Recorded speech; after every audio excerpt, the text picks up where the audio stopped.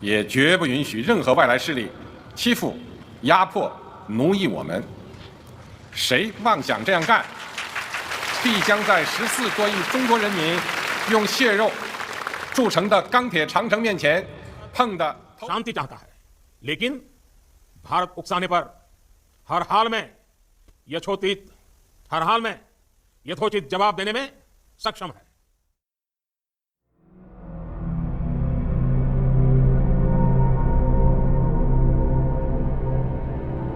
India and China have a long-standing border conflict that remains unresolved even today. Their border, known as the Line of Actual Control, is divided into three parts. The western sector, where majority of recent aggressions have taken place, the central or middle sector, which is relatively the most peaceful section, and the eastern sector, where a large part of simmering tensions lie.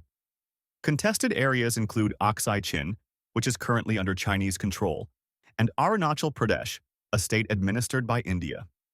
The contested border and regions led to a full-scale war in 1962. The war led to bloody destruction on both sides, but did not end in a resolution. And that's where the potential for future war lies. Today, let's talk about one of the most highly contested regions, Arunachal Pradesh.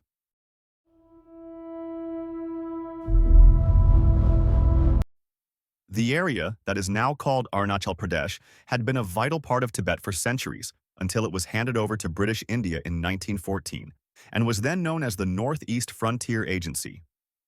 This happened after British India signed an agreement with Tibet, where the region was given over to India as demarcated by a line known as the McMahon Line. This agreement was part of the Simla Convention, a treaty concerning the status of Tibet negotiated by representatives of China, Tibet, and Great Britain. However, it's important to note that the treaty was only signed by the representatives of Tibet and British India, as China refused to sign it. Years later, in 1951, Tibet was annexed by China. China rejected the McMahon Line, saying that because Tibet was not technically an independent nation and China never signed the treaty, it was null and void. China called this area South Tibet, claiming it as part of its own territory. But why did this tiny stretch of land spark a war, and why does it remain so contentious between these two Asian nuclear powers? Let's get into it. One of the most significant reasons why Arunachal Pradesh is so hotly contested is this city, Tawang. Tawang is the most crucial part of Arunachal Pradesh for China. In fact, during the 1962 war, it was briefly occupied by Chinese troops before they withdrew shortly after. But why Tawang? Well, it's mainly because of Tawang's strong ties to Tibet. Tawang has the second largest Tibetan Buddhist monastery, the Tawang Monastery. This monastery has deep ties to the largest Tibetan Buddhist monastery in Lhasa, Tibet. Tawang is home to several Tibetan tribes and shares culture with Tibet, such as the Monpa and Tani tribes. These tribes use Tibetan language and script and share religion, festivals, food, dress, and other similarities with Tibet. The sixth Dalai Lama, Tsongyang Gyatso, was born in Tawang in 1683. Tawang was also the city where the current Dalai Lama lived when he first fled Tibet. That brings us to an important point: Tawang's potential role in not only the Tibetan democracy movement, but also possibly being the birthplace of the next Dalai Lama. To give you some context, the Chinese Communist Party and Tibet have been clashing about who will appoint the next Dalai Lama. Historically, the Dalai Lama decides who his successor will be. However, this year, the Chinese Communist Party signed into law that it will be responsible for selecting the Dalai Lama's successor. This has been rejected by the Dalai Lama and his supporters. So, there's a possibility that in the future there will be two Dalai Lamas, the one appointed by the Chinese Communist Party and the one appointed by the current Dalai Lama. Interestingly, the Dalai Lama has suggested that his successor may be born into a free land, leading many to believe he could be referring to India. If so, it is very likely that the next Dalai Lama will be born in Tawang. This is because Tawang is the only important center of the Tibetan homeland outside Chinese control. No Dalai Lama has emerged outside the traditional Tibetan homeland.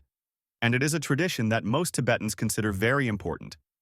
The fact that the Chinese Communist Party is so adamant on appointing the successor themselves shows that it considers the institution of the Dalai Lama to be important enough to control, to finally settle the Tibet issue.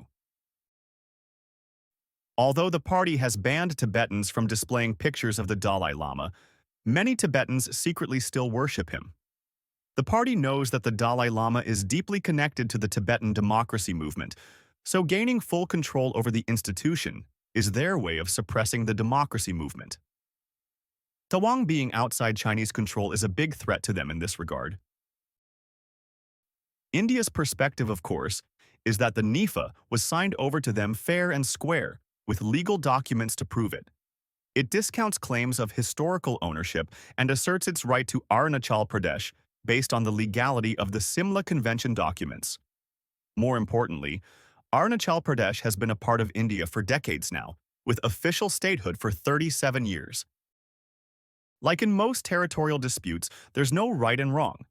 They're complicated and extremely hard to resolve, which is why they're one of the biggest causes of war. China has been covertly getting closer to Arunachal Pradesh through its salami slicing approach. Through this method, small slices of land are occupied slowly, in a way that is imperceptible to the enemy, and before you know it, the region has been cornered. China has been slowly occupying bits of land in Bhutan and attempting to do so in the Siliguri corridor in India. In 2024, the New York Times reported that, according to satellite imagery, China had constructed villages along and inside of disputed territory within Arunachal Pradesh. Chinese individuals, called border guardians, received annual subsidies to relocate to newly built villages and paid to conduct border patrols. China is also constructing roads, railways, dams, helipads, and mobilizing its military across the border and surrounding areas. Most recently, it also renamed some cities in the region. India has completely rejected this move.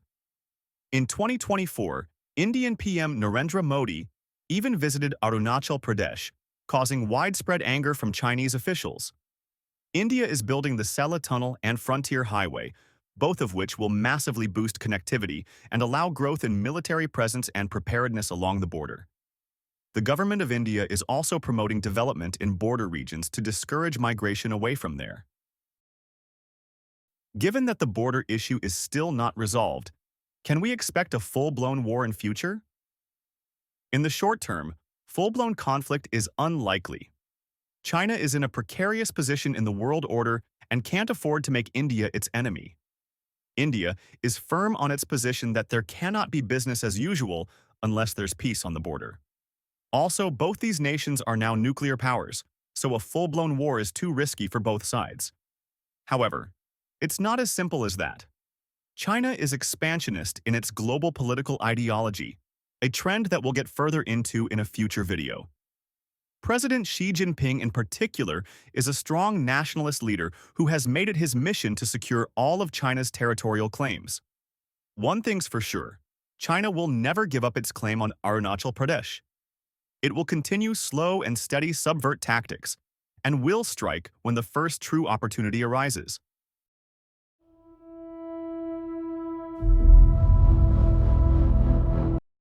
Please subscribe for more educational videos about Asian geopolitics, where we share unbiased perspectives and allow you to make up your own mind.